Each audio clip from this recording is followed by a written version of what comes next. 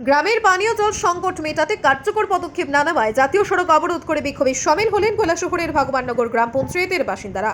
সোমবার সকাল 9টা থেকে ঊনকোটি জেলা হাসপাতাল সংলগ্ন কৈলাসহর থেকে ধর্মনগর জাতীয় সড়ক অবরোধ করেন গ্রামবাসীরা। ফলে দীর্ঘ সময় ধরে যান চলাচল বন্ধ হয়ে যায়। অবরোধের জেরে নিত্যযাত্রী এবং পথচারীরা চরম দুর্ভোগের শিকার হন। স্থানীয় সূত্রে জানা গেছে, ভগবাননগর গ্রাম পঞ্চায়েতের 2 ও 3 নম্বর ওয়ার্ড এলাকায় 1 মাস আগে রাস্তা নির্মাণের কাজ চলাকালে এক ঠিকাদার পানীয় জলের পাইপলাইন কেটে দেয়।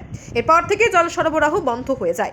গ্রামবাসীরা বারবার পঞ্চায়েত ও সংশ্লিষ্ট দপ্তরের আধিকারিকদের জানালেও কোনো সমাধান হয়নি। ফলে বাধ্য হয়ে তারা রাস্তা অবরোধের পথে যান।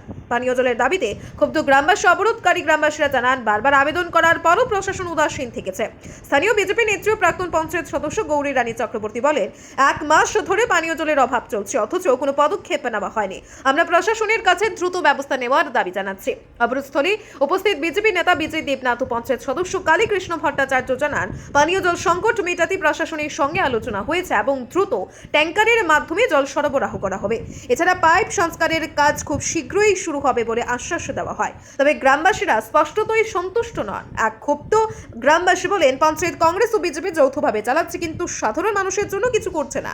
যদি দ্রুত পানীয় জল সরবরাহ স্বাভাবিক না হয়, তাহলে আমরা আরও বৃহত্তর আন্দোলনে নামব।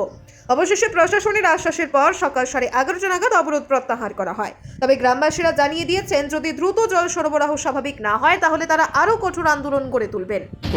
আমরা জানাইছি, পঞ্চায়েত প্রধান সবাইকে জানাইছি, ডিপার্টমেন্ট জানাইছি, কেউ আমাদের জল দেয় না। আজকে প্রায় মাসের কাছাকাছি আমরা জল পাই না। এর কারণে আমরা কেন রাস্তা অবরোধ করছি। কয়টা থেকে কেন রাস্তা অবরোধ চলতেছে? 9টা থেকে। তখন আপনারা রাস্তা অবরোধ তো প্রত্যাহার করছেন, কি আশ্বাস পাইছেন যে এই ব্যাপারে? সভাপতি বিজিত দেবনাথ এবং সদস্য কালীকৃষ্ণ ভট্টাচার্য তারা বলছে এখন আমরা জল দিব। তো তারা আশ্বাসে আপনারা এখন রাস্তা অবরোধ করছেন, তো আপনারা তারা আশ্বাসে খুশি তো? যেন খুশি নাই আমরা গান্ত অবস্থা তবু দেখি না মানুষের জবান কথা, বিপদ বললে নত হয় আর বিপদ উদ্ধার হইলে উঠে পারবে না। জল না থাকে মুখ্যমন্ত্রীর গীতা এটা খেয়াল নাই। আমরা চকলেটটা চুলিয়া মুখটো করিবার আগে ট্যাক্স দেই, আর তাই না রাখালে গীতা ইভিএমে জিতায় না মানুষে জিতায়। মানুষের কি দরকার আছে না নাই? মানুষের জল দিতে পারতেছে না এই সরকার। আর নটঙ্গিয়া পঞ্চায়েত বানাইছে বিজেপি আর কংগ্রেস মিলিয়া। এরা তো শুধু খাবার পাওয়ার দান দেয়, মানুষের জল খাবাইতেছে এটা তারা মনে নাই। আমরা জলের লাগে যুদ্ধ করতেছি, আমরা আশেপাশে কোনো জায়গায় জল নাই।